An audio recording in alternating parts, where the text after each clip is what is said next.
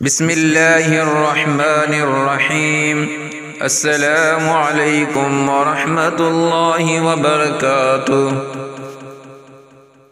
حضرت ابو درداء سے روایت ہے کہ میرے خلیل و محبوب صلی اللہ علیہ وسلم نے وصیت فرمائی ہے کہ اللہ کے ساتھ کبھی کسی چیز کو شریک نہ کرنا، اگرچہ تمہارے ٹکڑے کر دیے جائیں اور تمہیں آگ میں بھون دیا جائے، اور خبردار کبھی جان بوجھ کر نماز نہ چھوڑنا، کیونکہ جس نے قصد نماز چھوڑ دی تو اس کے بارے میں وہ ذمہ داری ختم ہو گئی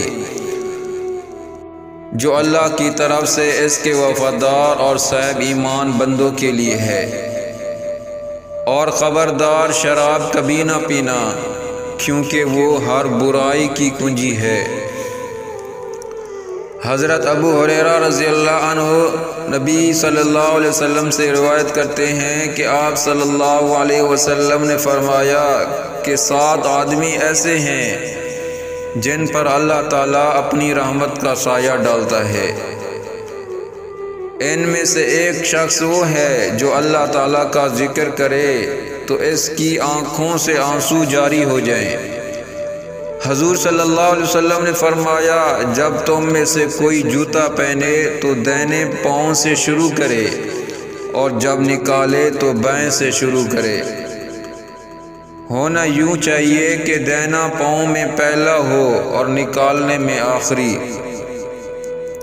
سیدنا ابو ہریرہ سے روایت ہے کہ رسول صلی اللہ علیہ وسلم نے فرمایا، سب سے برا نام جس پر روز قیامت اللہ تعالیٰ کے ہاں شرمندگی ہوگی یہ ہے کہ آدمی اپنے آپ کو شہنشاہ کہلوائے۔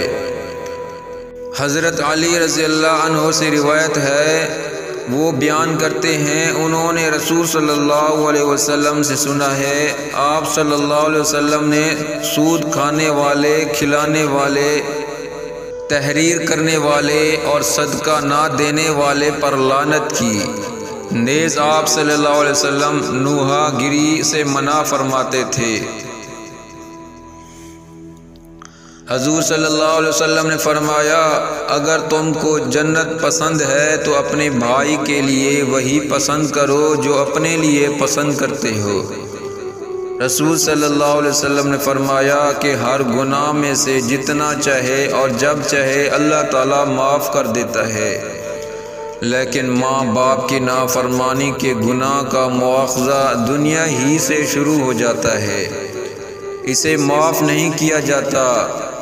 حضور صلی اللہ علیہ وسلم نے فرمایا، اذان اور اقامت کے درمیان دعائیں رد نہیں ہوتی، لہٰذا دعا مانگا کرو۔